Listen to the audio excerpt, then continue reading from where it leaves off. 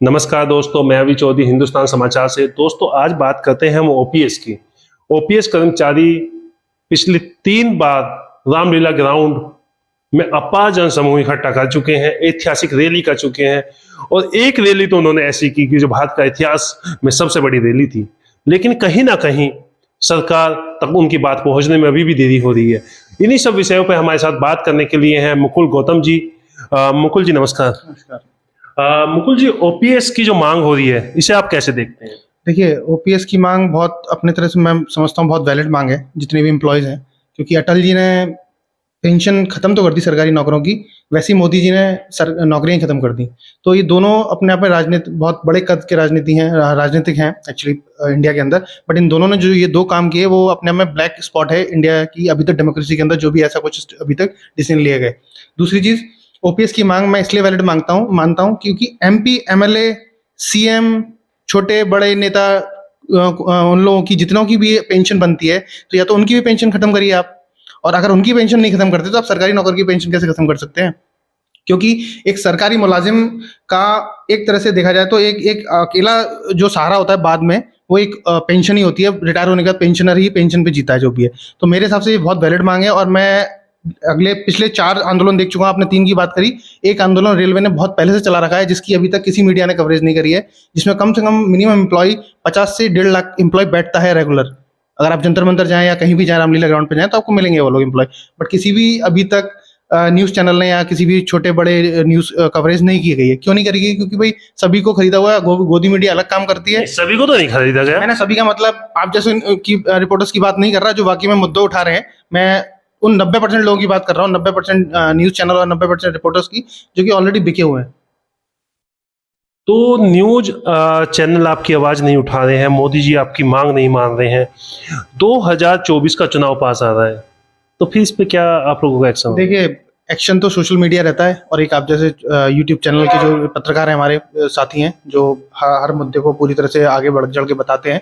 तो यही दो एक मीडियम है जिससे हम जनता तक पहुंच सकते हैं। और जनता को देखना पड़ेगा कि अब हिंदू मुस्लिम से हटके प्रोग्रेसिव राजनीति को देखना है, एजुकेशन देखना है अपने बच्चों के लिए, हेल्थ सेक्टर देखना है अपने लिए, और भी ऐसे बहुत बहुत से छोटे मोटे बड़े ऐसे काम हैं जो कि गवर्नमेंट को देखने चाहिए। इंफ्रास्ट्रक्चर डेवलपमेंट है। आप रोड्स बना देंगे, रोड्स के साथ अब जब आप एम्प्लॉयमेंट ही नहीं देंगे तो रोड्स का क्या करेगी जनता? रोड्स का अब आप एक बात बताइए, 1.5 लाख इंजीनियर शायद मैं समझता हूँ हर एक सेशन में पास आउट होता है। तो क्या वाकई में इतनी इतनी इतनी कंपनियां इंडिया के अंदर आ रही हैं? अभी तक आप मुझे बताइए, 15 करोड़ की बात करते थे एम्प्लॉयमेंट देने की, क्या है ये 10 लाख भी एम्प्लॉयमेंट दे पाए पिछले सालों में? ये बात करते थे कि आपके 15 लाख आपके हर खाते में पहुंचाऊंगा, वो कहाँ है खाते? वो कहाँ गए 15 लाख रुपए? मुकुल जी, हम वापस ओपीएस की तरफ ही लौटते हैं। ओपीएस के जो कर्मचारी हैं, आंदोलन करते हैं, और करीबन ये आंदोलन पिछले 18 सालों से चलते आ रहे हैं जी। सेंटर सरकार के खिलाफ। पहले कांग्रेस भी रही, अब भाजपा भी रही, और जिसने भी जो वादा किया उस पर कहीं ना कहीं ओपीएस कर्मचारियों ने भरोसा किया और उसके हिसाब से वोट दी। लेकिन मैं देखता हूं कि जब 2014 का चुनाव है, 2019 का चुनाव आता है, तो कहीं ना कहीं वो सभी वोटर जो ओपीएस की मांग कर रहे थे, जो रात दिन धरना दे रहे थे, वो या तो जाति में बढ़ जाते हैं या धर्म में बढ़ जाते हैं। यही एक सबसे बड़ी विडंबना है हमारी राजनीति की, जहां हम जातिवाद पे काम करते हैं। अगर आप पश्चिमी उत्तर प्रदेश ही ले लें, तो ये एक बहुत ऐसा तबका है जो कि पूरा उत्तर प्रदेश चलाता है, कृषि प्रधान तबका है। और वहां पे आप देखेंगे लास्ट टाइम जो अच्छी खासी स्ट्रेंथ में बीजेपी जीती थी, जबकि पूरा विरोध था, जाटों का पूरा विरोध रहा यहाँ, जब आंदोलन किया किसानों ने, फिर भी उसके बाद भी यहाँ से बीजेपी अच्छे वोट लेके गई। तो ये ही राजनीति समझनी पड़ेगी लोगों को, जनता को, कि भाई हमें काम की राजनीति पे वोट देना है, रादर देन कि भाई ये मेरी जाति का है या मेरे धर्म का है, उस पर वोट नहीं देना है। हमें काम को उस बंदे को तवज्जो देनी पड़ेगी जो वाकई में हमारे लिए काम करेगा। अब आपने ओपीएस की बात करी, तो ओपीएस में आप 18 महीने, आप बोल रहे हैं 18 साल से आंदोलन चल रहा है। तो 18 साल से जो आंदोलन चल रहा है उसमें सभी सरकारों ने सिर्फ लॉलीपॉप दी ओपीएस वालों को। तो यही उन लोगों को सोचना है, 18 साल से जो अब तक धोखा मिला है, कि क्या वो अभी और 5 साल और लेना चाहेंगे ऐसा धोखा? तो ये सोचने वाली बात है अपने आप में। नहीं, वो किस पे भरोसा करे? उन्हें कांग्रेस के राज में भी आंदोलन किया, कांग्रेस ने भी उन्हें भरोसा दिया, उनको भाजपा ने भरोसा दिया, क्या करें? कांग्रेस का जो गवर्नमेंट थी, वो फ्रैक्चर गवर्नमेंट कहूंगा उसको मैं, पूर्ण बहुमत वाली सरकार नहीं कहते हैं उसको। तो वहाँ अलायंस का प्रेशर और सब चीज़ का प्रेशर था। जो मोदी गवर्नमेंट है वो एक छत्र राज जिसे कहते हैं वो कर रही है। ये लोग कर सकते थे, ओपीएस को हटा सकते थे, बट ये हटाएंगे क्यों नहीं? क्योंकि अटल जी ने वो हटाई थी। ओपीएस को वो रिस्ट्रक्शन नहीं कर सकते हैं, क्योंकि अगर वो करते हैं तो वो अटल जी के जो डिसीजन है उस पर क्वेश्चन कर देंगे। और तो यही एक अपने आप में देखने वाली बात है कि क्या थर्ड गवर्नमेंट आती है या तीसरी पार्टी की या इंडिया गठबंधन आता है तो क्या उनका स्ट्रेटेजी रहती है, ये अपने आप में देखने वाली बात होगी। और मैं चाहता हूं कि ओपीएस की जो मांग है वो स्वीकारी जाए। कोई भी गवर्नमेंट हो, चाहे इंडिया है, उनकी मांग को समझा जाए और उसको सुचारू रूप से तैयार करा जाए। जैसे कि अब बताता हूँ, वन नेशन वन पेंशन की बात कर रहे थे ये लोग आर्मी वालों के लिए, तो उसमें भी इतने फ्लॉजेज हैं। अगर आप चेक करेंगे, एक ब्रिगेडियर रेंज का बंदा और एक मेजर रेंज का बंदा अगर रिटायर होता है तो उसकी भी पेंशन में इतने स्ट्रक्चर में इतना डिफरेंस है कि आप जाएंगे तो आपको लगेगा कि ये तो मतलब एक क्लास ए ऑफिसर, क्लास ए प्लस ऑफिसर और क्लास ए ऑफिसर की जो स्ट्रक्चर है उसमें समांतर है बिल्कुल। तो क्या फायदा रहा एक बंदे का इतनी मेहनत करने का, क्या फायदा रहा अपने लिए देश के लिए कुर्बानी देने का उसका। तो ये एक सोचने वाली बात है, क्योंकि इनके बहुत सारे ऐसे डिसीजन है जो विदाउट प्लानिंग ली गए, चाहे आप डिमोनेटाइजेशन से ले लीजिए और ये आप तक कोई और डिसीजन ले लीजिए।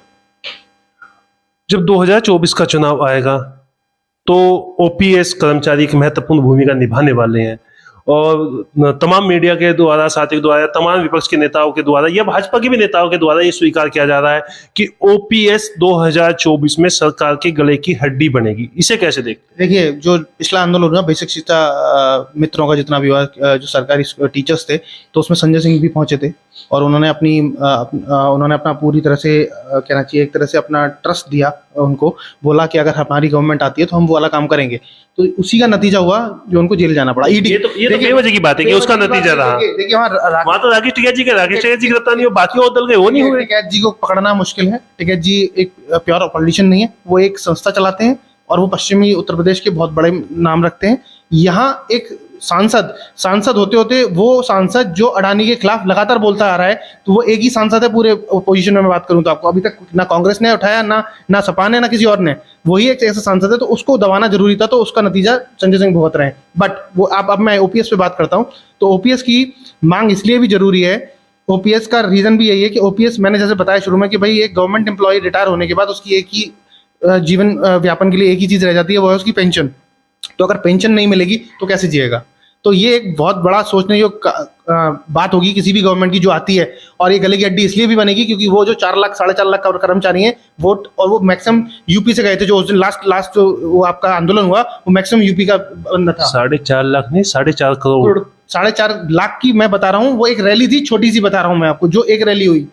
4.5 करोड़ तो पूरा आपने स्ट्रक्चर बता दिया जो ओपीएस के अंदर आते हैं। मैं बात कर रहा हूँ एक छोटी सी रैली में 4.5 लाख पहुंचता है बंदा, तो एक अपने में बहुत बड़ी सोचने वाली बात है कि कहां तक गवर्नमेंट गिर चुकी है, ये जो कि अभी तक अंधी बहरी लूली रंगली हो चुकी है। बिल्कुल ये कहूंगा फ्रैक्चर्ड गवर्नमेंट है ये, देखा जाए तो। हमारे साथ थे मुकुल जी, जिनका ओपीएस को लेकर साफ कहना है कि इस बार ओपीएस कर्मचारी हिंदू धर्म में या धर्मवाद में नहीं फंसेंगे, ना ही जातिवाद में फंसेंगे, और इस बार सरकार को वोट की चोट देंगे। वोट उसी को करेंगे जो ओपीएस लागू करेगा। हिंदुस्तान समाचार, मैं अभी चौधरी, नमस्कार।